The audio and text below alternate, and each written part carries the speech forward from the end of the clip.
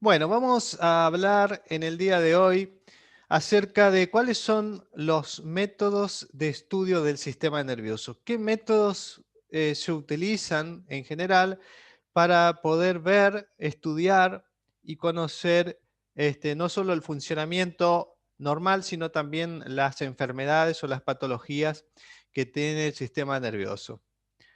Uno de los principales estudios tiene que ver con lo que se llama electroencefalograma. Fíjense ustedes la palabra electroencefalograma. Ahí le faltó una E a la diapositiva, pero habla de electro, habla de encefalograma. O sea que, en definitiva, ¿de qué se trata? Es un estudio que se encarga, justamente, valga la redundancia, de estudiar la actividad eléctrica cerebral. Saben ustedes que las neuronas se comunican entre sí y los impulsos nerviosos se pueden reflejar como impulsos eléctricos. Entonces existe un aparato que por medio de cables que se colocan en la cabeza en forma directa o a veces por medio de esa cofia, se puede transmitir hacia una pantalla donde queda registrada la actividad eléctrica cerebral, es decir, cómo funcionan las neuronas. Esa actividad eléctrica cerebral eh, también puede reflejarse en un dibujo como el que ustedes ven aquí en el medio. Este dibujo que ustedes ven de diferentes colores a nivel del encéfalo o de la cabeza tiene que ver con lo que se llama el mapeo cerebral. El mapeo cerebral no es otra cosa que la traducción en dibujo de esas ondas que se marcan en el estudio, en electroencefalogramas. eh, mm, no es que lee el pensamiento, sino que lo que me puede ayudar ese estudio es para diagnosticar la epilepsia, principalmente en aquellos pacientes que no tienen ninguna lesión cerebral, pero son epilépticos, principalmente en los chicos. Ustedes van a ver que un gran problema que trae la epilepsia son los trastornos del aprendizaje. Por eso es muy probable que ustedes vean varios de esos pacientitos cuando ejerzan su profesión y tiene que ver con epilepsia. Entonces, uno de los estudios que ustedes tienen que recordar de preguntar siempre a la madre si él no es epiléptico, o si la madre les dice que no es epiléptico, preguntarle si alguna vez le hicieron un electroencefalograma, porque por allí hay epilepsias que pasan desapercibido y resulta que ustedes están ayudando a alguien por trastornos del aprendizaje, pero pobrecito es un epiléptico no diagnosticado, que necesita una medicación para que pueda mejorar incluso su función cognitiva, ¿no es cierto? Que es en este caso el aprendizaje, que es lo que ustedes tratan. Por eso, este es uno de los estudios que ustedes tuvieran que tenerlo en cuenta, siempre para preguntar, ¿no es epiléptico? Y si le dicen que no, ¿le hicieron algún electroencefalograma? Acuérdense que por allí en la profesión de ustedes tiene que ver la multidisciplina, o sea, no solo manejar ustedes a un pacientito, sino también pedirles que se interconsulte con el neurólogo. A veces también necesitan la acción del psiquiatra o el psicólogo, ¿no? Entonces, este es uno de los estudios, el electroencefalograma, que estudia la actividad eléctrica cerebral, uno de los estudios a tener en cuenta siempre. No, no lee los pensamientos, por la duda si alguno de ustedes tiene que hacerse ese estudio, no tengan miedo. Solamente traduce en forma de ondas, como les mostré anteriormente, estas ondas, traduce en forma de ondas la actividad eléctrica cerebral y se puede diagnosticar de acuerdo a estas ondas y también de acuerdo al dibujo que es el mapeo cerebral. eh, Les repito, el mapeo cerebral es la traducción de esas ondas en lugar de mostrar un dibujo así en ondas como un electrocardiograma, lo muestra en colores. También es útil para enfermedades psiquiátricas, la utilizan mucho los médicos psiquiatras, ¿no? Y el diagnóstico de muerte cerebral es uno de los principales estudios cuando se va a diagnosticar la muerte cerebral, ¿no? La muerte cerebral, sepan ustedes que cuando alguien está en muerto cerebral, aunque su corazón siga funcionando, el paciente está fallecido, está muerto, ¿sí? Es decir, muchas veces nosotros los seres humanos creemos que un paciente muere cuando para el corazón, pero no necesariamente siempre es así. O sea, si para el cerebro, cuando para el cerebro se produce muerte cerebral, mm, no, el corazón puede seguir latiendo por el sistema nervioso autónomo que va a funcionar un tiempo más. Después va a parar también, porque si no tiene control del cerebro o control hipotalámico, en algún momento va a parar, pero puede, por el impulso que el corazón tiene por el sistema nervioso autónomo, puede seguir un poco más de tiempo, pero el paciente puede estar fallecido, ¿no? Entonces, de allí la importancia de que ustedes entiendan para que también entiendan el tema de la donación de órganos, ¿no? La donación de órganos es cuando un paciente está fallecido, es decir, cuando tiene muerte cerebral está fallecido, por más que su corazón siga latiendo, porque para poder donar los órganos o para poder implantarlos, primero no debe haber parado el corazón todavía, pero sí el paciente tiene que estar fallecido, digamos, ¿no? Su corazón va a seguir funcionando por el sistema nervioso autónomo, pero el electroencefalograma me va a mostrar que el paciente está muerto, ¿no? Que tiene muerte cerebral. El cerebro no es algo que se pueda reanimar como el corazón. El corazón ustedes le pueden hacer masaje y capaz que por ahí funciona de nuevo, pero en el caso del cerebro, cuando el cerebro para, no hay vuelta atrás. Y ahí es donde viene la importancia de la donación de órganos. El paciente fallecido, que el sistema nervioso autónomo igual sigue manteniendo un poco más de tiempo la función del corazón, permite el tiempo suficiente como para que se puedan donar los órganos antes de que el corazón pare definitivamente. Bueno, esto es al margen, solamente para explicarles cómo es el tema de la donación de órganos, pero el electroencefalograma es útil principalmente para ustedes para descartar que un paciente que tiene trastornos cognitivos o trastornos del aprendizaje o de la memoria pueda ser por una epilepsia que no está diagnosticada, por ejemplo, o una epilepsia diagnosticada que no está tratada suficientemente, o por lo menos que ustedes sepan que de allí puede venir una de las causas de los trastornos cognitivos. Otro de los estudios que mencionamos es el electromiograma.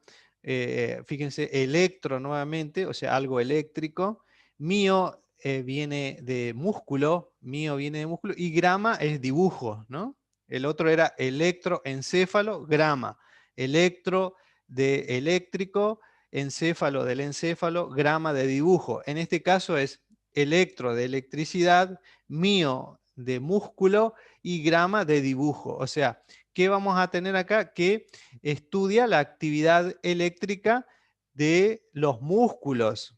También lo hace en forma de dibujos como el electroencefalograma. Entonces, en definitiva, ¿qué enseña el electromiograma? Estudia los nervios raquídeos al registrar la actividad eléctrica de los músculos. Así que es un estudio para ver si los músculos reciben buena electricidad por parte de los nervios raquídeos. Acuérdense ustedes que los nervios raquídeos son los que salen de la médula espinal y que va a todos los músculos. Es parte del sistema nervioso periférico. El sistema nervioso periférico a nivel de la médula, acuérdense que están con una raíz anterior, una raíz posterior de la médula, se unen para formar el nervio raquídeo. Aquí ven, se hace el electromiograma, se colocan unas plaquitas en los brazos, por ejemplo, donde queremos estudiar los músculos, y eso va a un aparato que termina proyectando unas ondas. También se hacen con agujas. Estos que se hacen con agujas son más específicos. ¿Por qué? Porque ustedes ponen directamente el estímulo, lo ponen dentro del músculo. En cambio, cuando usan una placa, lo ponen sobre la piel. es más indirecto el registro, pero cuando ustedes colocan una aguja en el músculo, el registro es más, más específico. Fíjense que ustedes acá es una onda, lo que ven acá abajo a la izquierda es una onda normal y a la derecha es una onda anormal. Miopatía, patía es enfermedad, está diciendo que hay una enfermedad del músculo aquí. Entonces, es un estudio que es útil para detectar algunas enfermedades neurológicas, principalmente de los nervios y de los músculos. O sea que acá, con este estudio, con el electromiograma, vamos a estudiar al sistema nervioso periférico, al sistema nervioso periférico. Electromiograma. Los potenciales evocados.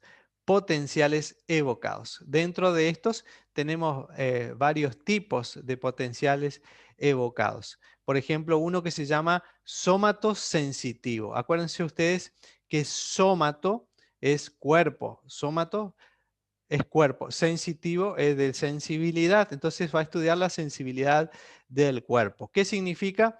Que aquí me estudia principalmente las raíces sensitivas, es decir, con un aparato muy parecido al electromiograma, me dice si la sensibilidad llega hasta el sistema nervioso central. Miren, acá a la izquierda vemos la médula, una columna que está bastante fea, y en la médula en lugar de ser gris, como se tendría que ver todo a lo largo, vemos dos puntos blancos allí. Esos son como lesiones, son como hematomas ahí, son como moretones, digamos. Y entonces cuando hacemos un potencial evocado somatosensitivo, vemos si la sensibilidad llega al cerebro porque o tiene un stop ahí. Si ese stop, si esa barrera no le permite llegar sensibilidad a la parte del sistema nervioso central. Ese es un tipo de potenciales evocados. Después tenemos potenciales evocados que son visuales, visuales. O sea, acá con el potencial evocado visual vamos a ver si la visión, o sea, si los nervios de la visión, o sea, los nervios ópticos están conservados o tienen alguna lesión. O sea, si pasa bien la luz hasta el lóbulo occipital. Entonces, los potenciales evocados me permite ver si los nervios ópticos están sanos y transmiten bien la visión o si hay alguna lesión. Lo mismo pasa con los potenciales evocados auditivos. Acá tenemos potenciales evocados auditivos que me dice o me habla de la indemnidad del tronco cerebral. Me dice si el tronco cerebral permite que pasen la audición hasta el cerebro, hasta el lóbulo temporal, donde está el área del cerebro. Entonces me habla de la indemnidad de las vías auditivas. O sea que acá estudio también la vía auditiva, la vía visual y anteriormente dijimos la vía somatosensitivo. Esos son potenciales evocados. Me estudia si hay transmisión libre al sistema nervioso central, que tiene que ver todo con la sensibilidad táctil o la sensibilidad del cuerpo, así como también la sensibilidad óptica y la sensibilidad o lo sensorial auditivo. Otro de los estudios que por allí famoso es la tomografía computada, ¿no? La tomografía computada principalmente me permite ver las características anatómicas del sistema nervioso. Se utiliza un aparato como este. Esto que ven grande, cuadrado, acá es un tubo que emana muchos rayos X, o sea que es como una radiografía, pero una radiografía más potente. Esta es una camilla donde se acuesta el paciente y nosotros le ponemos la cabeza ahí o la columna y podemos estudiar las partes anatómicas. Entonces acá viene la explicación, la tomografía axial computarizada de rayos X, porque usa rayos X. Se analiza múltiples radiografías, o sea, es como ver múltiples radiografías en un solo tiempo que se toman de forma giratoria alrededor de la cabeza. Posteriormente se introduce toda la información de las radiografías en un programa informático que lo procesa y que proporciona una visión tridimensional del cerebro. O sea, tenemos esta imagen. Miren, acá yo veo, acá la que está arriba y a la izquierda y la que está al lado.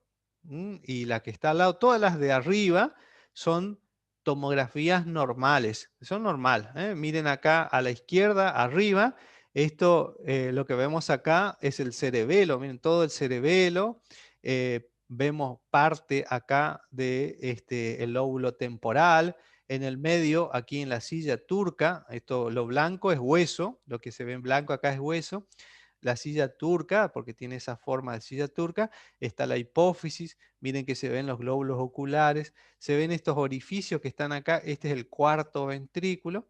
Vemos en la otra imagen aquí, miren, en el medio de arriba, vemos el tercer ventrículo en el medio, las astas frontales de los ventrículos laterales, aquí vemos el asta occipital del ventrículo lateral. Fíjense acá, acá en el medio, al lado del tercer ventrículo, no se distingue muy bien, pero está el tálamo, después está el núcleo lenticular, después aquí vemos el valle silviano o la cisura silviana, que es lo negrito que vemos aquí de cada lado. O sea, estoy aquí pudiendo ver, acá adelante están los lóbulos frontales, atrás están los lóbulos occipitales.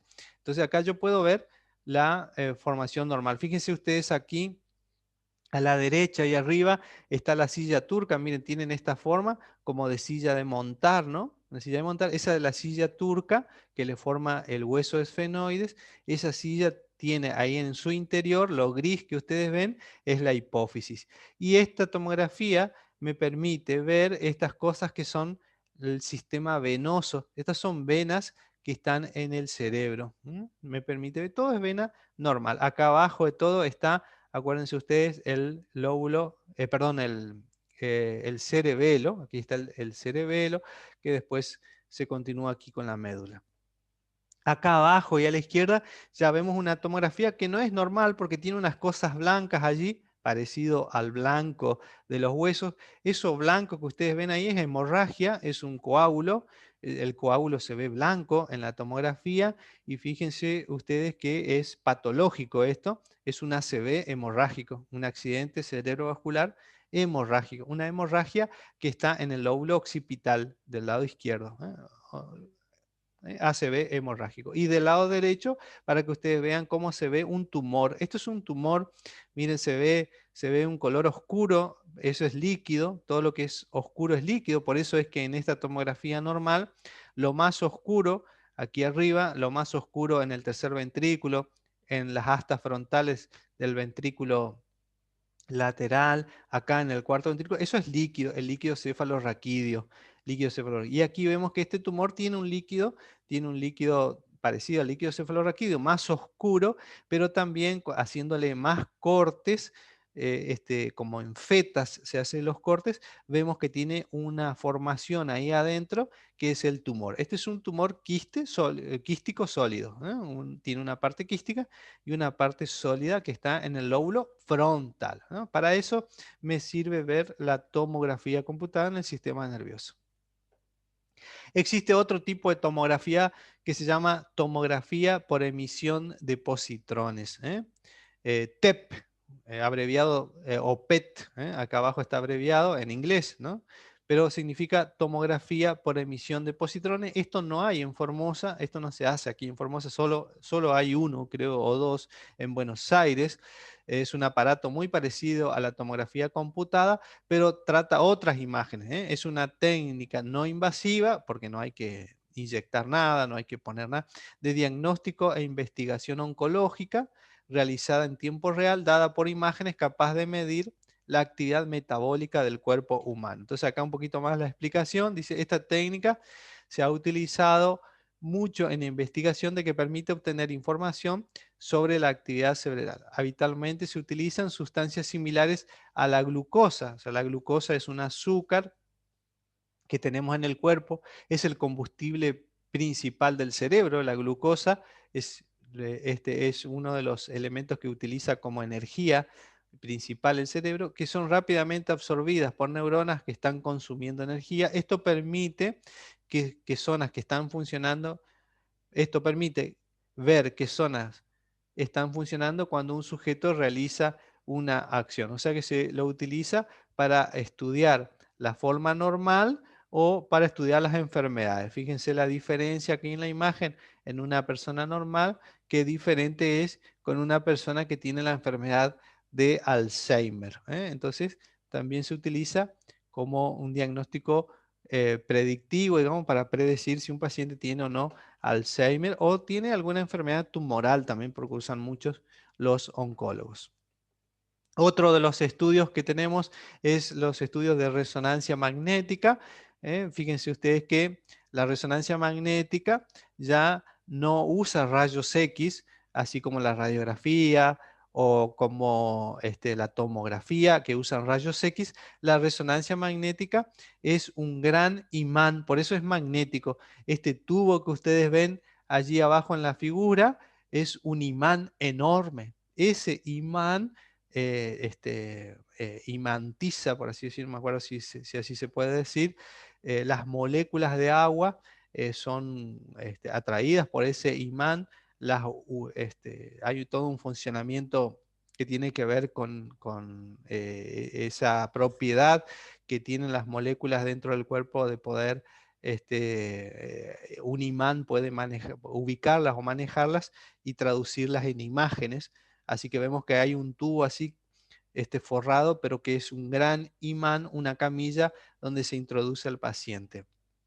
Entonces, me permite esta resonancia tener estas imágenes, como ustedes ven, todas son imágenes de resonancia.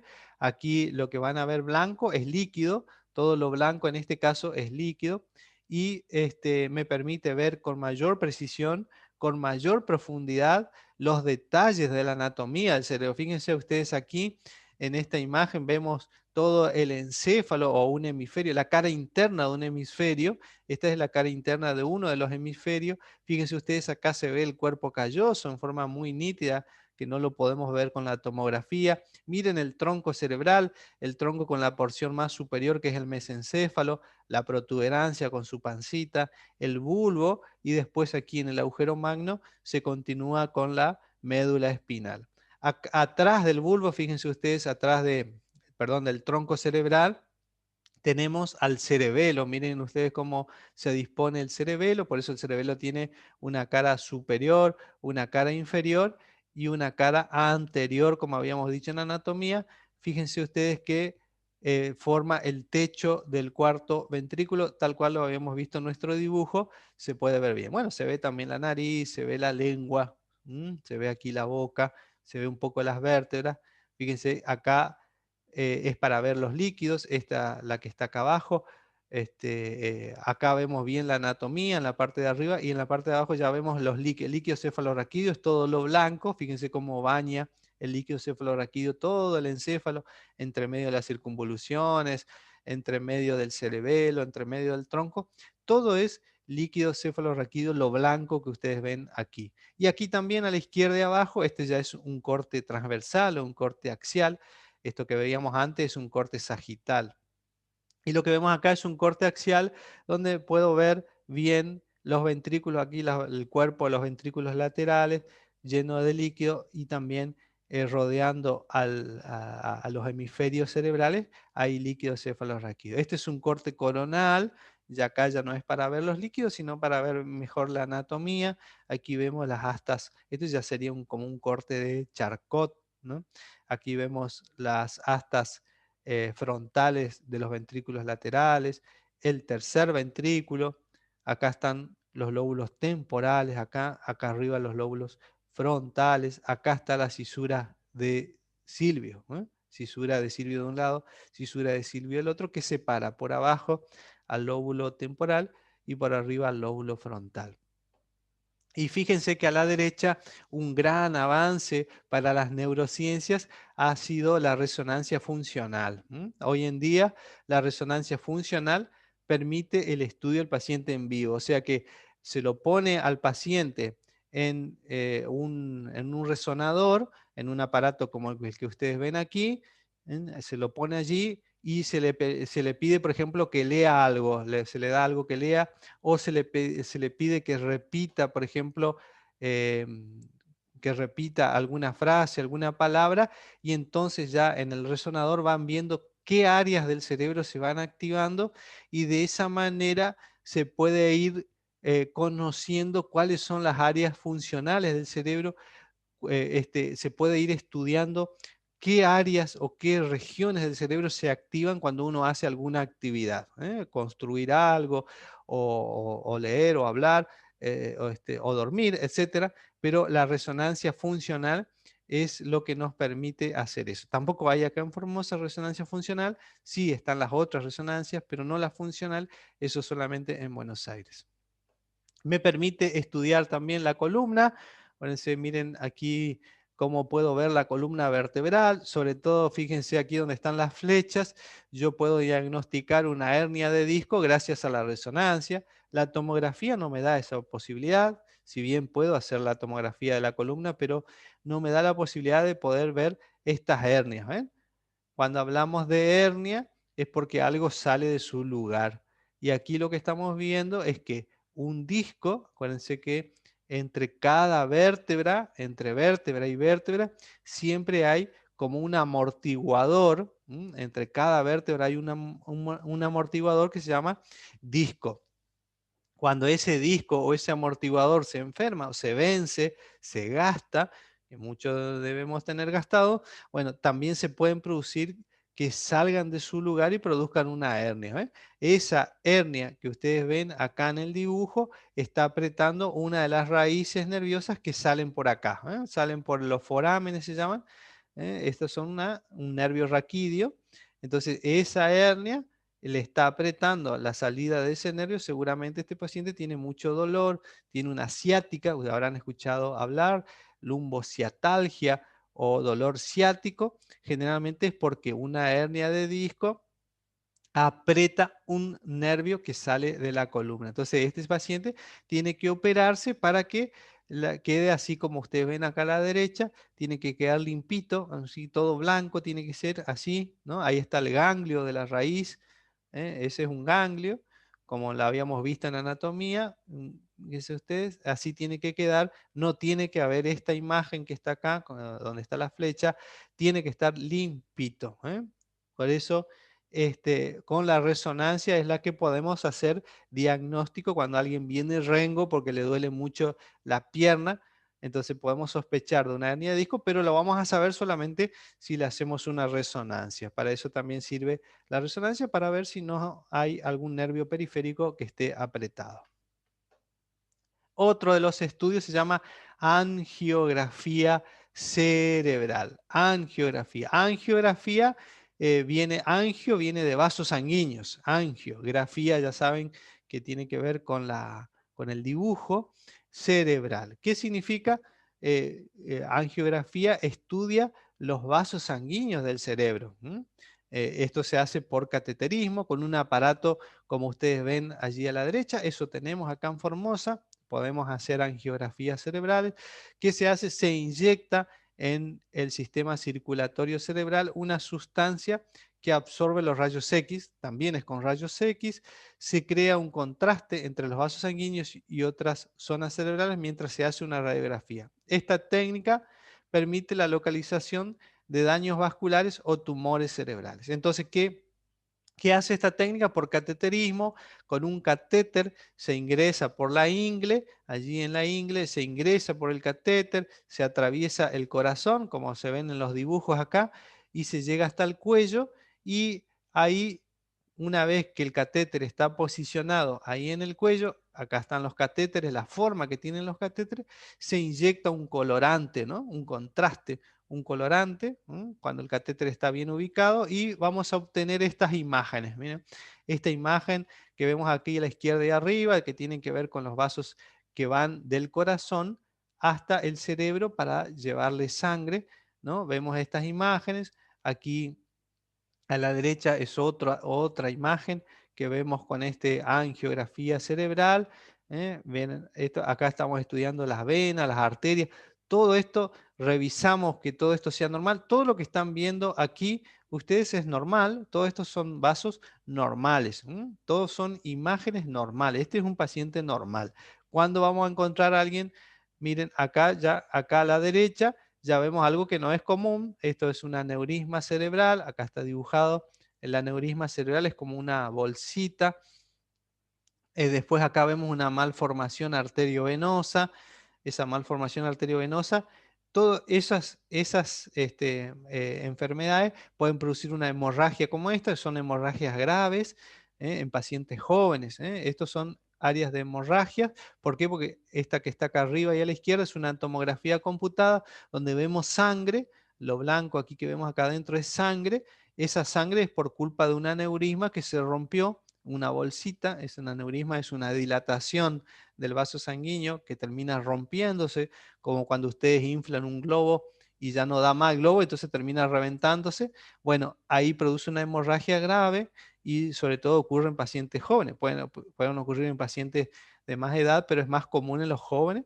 Y también cuando vemos una hemorragia así en un paciente de 20, 25 años, de 30 años, de 40 años o de 15 años, o a veces hemos visto en pediátrico, es porque tienen estas cosas acá. Son malformaciones, son vasos sanguíneos que se formaron mal, que formaron un bulto ahí de vasos sanguíneos muy frágiles y que en algún momento de la vida se terminan rompiendo. Entonces, de esa manera producen daño al sistema nervioso y hay que localizarlo para después operarlos, sacarlos, porque se van a seguir rompiendo, ¿no? Si es que no fallece el paciente, si sobrevive a esto que es grave, hay que solucionar el problema, hay que operarlos porque si no va a volver a romperse. Bueno, pero la angiografía cerebral entonces es lo que determina si existen malformaciones en las arterias, como aneurismas u otro tipo de malformaciones arteriovenosas. Muy bien, allí hemos terminado entonces con nuestra clase de métodos de estudio del sistema nervioso.